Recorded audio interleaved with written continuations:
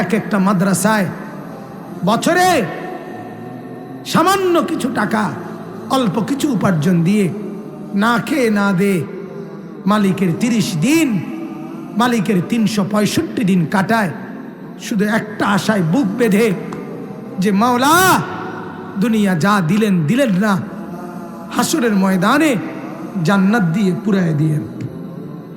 এই আশা। আমরা বোকা না, আমরা বুঝি, আমরাও একটা বড় লোভে আছি, তোমার লোভ 60 বছরের, আমার লোভ অনন্তকালের। তুমি লোভ করো 60 বছরের, আমি লোভ করি অনন্তকালের। তুমি ভোগ করো দুনিয়া 60 বছর, আমি ভোগ করব জান্নাত অনন্তকাল ইনশাআল্লাহ। এজন্য গুনাহ থেকে বেঁচে থাকা,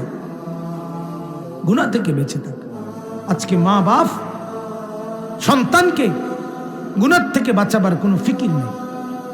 সারা রাত একই ঘরে মা বাপ থাকে, পাশের ঘরে ছেলে উলঙ্গ ছবি দেখে, সারা রাত নর্তকীর নাচ দেখে, ফজরের নামাজ দিনকে দিন মাসকে মাস বছরের পর বছর পড়ে না।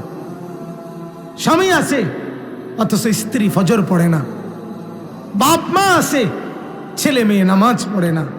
আমার একটা কলজার ব্যথা, আমার মনে হয় যে আমার ব্যক্তিগত কথা, আমার মনে হয় যেই ঘরে ছেলে মেয়ে ফজর নামাজ 5 ওয়াক্ত নামাজ বিশেষ করে ফজরের নামাজ পড়ে না, ওই ঘরে মা বাপ নাই, ওই ঘরের ছেলে মেয়ে এতিম। যেই ঘরের মহিলা ফজরের নামাজ পড়ে না, ওই ঘরের স্বামী নাই, ওই মহিলা বিধবা। স্বামী থাকলে স্ত্রী বেনামাজি হয় কেন? বাপ মা থাকলে সন্তান বেনামাজি হয় কেন? আমার মা, সারা জীবন দেখছি মাকে, আমরা 5 ভাই 3 বোন। আমার ছোট ভাই এখানে আছে, আপন ছোট ভাই হাফেজ মাওলানা। মারে দেখছি স্কুলের যে ঘন্টা বাজায়, মা এই ঘন্টা আনছে আমগর রোমে রোমে গিয়া ফজরের ওয়াক্তে মা এরকম ঘন্টা বাজায়া বেল পিটটা আমগরে উঠাইতো টুং টুং টুং টুং করে। যতক্ষণ পর্যন্ত না উঠতাম মা আমার থামতেন না, যতক্ষণ ফজরের জন্য বের না হতো। কোথায় মা? অতএব রাত হয়ে গেছে, আমি আর বাড়াইলাম না, কিন্তু সবর বলে গুনাহ থেকে নিজেকে বাঁচিয়ে। সবরু আলা শাদাইদ ওয়াল মাসাইব। যত রকমের আপদ বিপদ, অ্যাক্সিডেন্ট, দুর্ঘটনা, রোগ শোক, টেনশন, পেরেশানি, অস্থিরতা, ঝামেলা, এই বিপদ সবগুলোর উপরে আল্লাহ তাআলা সেগুলো লাঘব করবেন, মিটিয়ে দিবেন, মোচন করবেন, দূর করবেন, এই বিশ্বাসের উপরে ধৈর্য ধরা। রাত সকাল হবেই, সকাল রাত হবেই। অতএব জ্বর ভালো হইবেই, মাথা ব্যথা এটা যাইবই, পেটের সমস্যা এটা ঠিক হয়ে যাব। এটা বিশ্বাস করা, সবর করা। যদি লম্বা সময়ও থাকে তো এটা নিশ্চিত মৃত্যুর মাধ্যমে হলেও এই মুসিবত শেষ হবে। ঠিক কিনা বলেন না কেন? কিন্তু এই মুসিবতের সমাপ্তি আছে, কোনো সন্দেহ নেই। হতে পারে চূড়ান্ত সমাপ্তি মৃত্যু, আর মৃত্যু পর্যন্ত যদি আমি সবরের সাথে মুসিবতে টিকতে পারি, চোখ বন্ধ হলেই দুনিয়াবাসী দেখবে আমার চোখ বন্ধ হয়েছে, আর আসমানওয়ালারা দেখবে আমার চোখ জান্নাতের জন্য খুলে গেছে।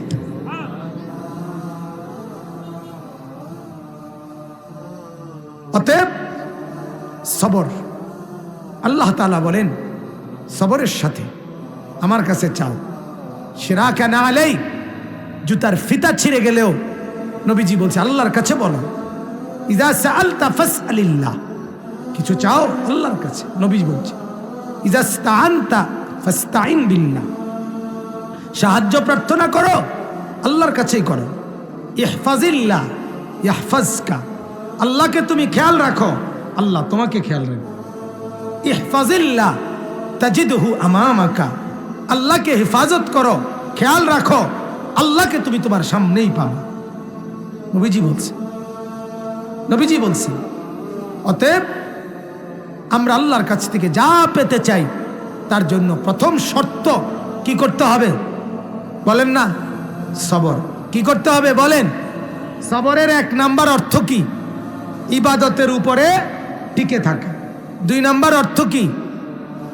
গুনাহ ছেড়ে দেওয়ার উপরে টিকে থাকা। 3 নাম্বার অর্থ কি? যে কোনো মুসিবতে ধৈর্য ধারণ করে। এই 3টা মিললে হয় সবর। ত্রিভুজ 3 বাহু মিললে হয়। আমার শায়েখ আল্লামা মুফতি মুশতাকুন নবী সাহেব বলে 3 জিনিস, গুনাহ ছেড়ে দেওয়া, আর করবেন না ওয়াদা দেওয়া, লজ্জিত হয়ে ক্ষমা চাওয়া, এই 3টা মিললে হয় তাওবা। হযরত প্রায় উদাহরণ দিয়া বলে যে এই কাগজে যদি কেউ লেখে চ আকার চা, তাইলে কোনো চা না, এটা লেখছেন আর কি, চা পাতা চিনি পানি, 3টা মিললে হয় চা। ঠিক কি না বলেন না? হ্যাঁ ঠিক।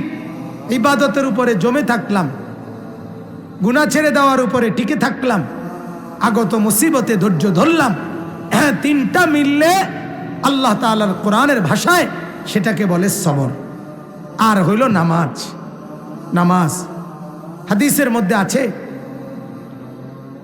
আল্লাহ নবী সাল্লাল্লাহু আলাইহি সাল্লামের সাহাবীরা বলেন, ইদা হাযাবাহু আমরুন ফাযাআ ইলাস সালাহ। নবীজির সাহাবীরা বলতেন, যখনই নবী কোনো পেরেশান হতেন সাথে সাথে নামাজের দিকে ছুটতেন, নামাজ পড়তেন, নামাজ পড়তেন। উম্মতের হালাত তো হলো এই, সুখের নামাজ তো পড়েই না, দুঃখ মুসিবতেও নামাজ পড়ে। ডাকাইতে ডাকাইতে এমন শক্ত ডাকাইতে তার বিবি হসপিটালে, তার বউর অপারেশন, সে রিসিপশনে বইয়া টেলিভিশন চায়, হসপিটালের টেলিভিশন। কথা বলেন না কেন? তার বাপের রক্ত পরীক্ষা করছে, রিপোর্ট দিব আধা ঘন্টা পরে, এই ডাকাইতে বইসা টেলিভিশন চায়। আল্লাহর প্রতি তার কোনো খেয়াল নাই, কোনো খেয়াল নেই। মুসিবতে পড়েও নামাজে নাই, মুসিবতে নামাজে নাই। এজন্য আমি বললাম, আল্লাহ তাআলা বলেন নামাজ, তুমি নামাজ পড়ো, তোমার জরুরত, তোমার প্রয়োজনীয় বিষয় আমি দেখব। আল্লাহ তাআলা বলেন আমি জানি কি লাগবে না লাগবে। অতএব বাপ, নবীজির আখলাক ছিল এটা, যে কোনো পেরেশানিতে তিনি নামাজে দাঁড়াইতেন। ফাজাইলে আমালের মধ্যে শেখুল হাদিস হযরত মাওলানা জাকারিয়া রাহমাতুল্লাহ আলাইহি বলছেন, আমরা পড়ছি ওইটা হাদিসের, হযরত আনাস রাদিয়াল্লাহু তাআলা আনহুকে একদিন জিজ্ঞেস করছে, ও আল্লাহর নবীর সাহাবী, নবীজির জামানায় যখন ঝড় তুফান হইতো আপনারা কি করতেন?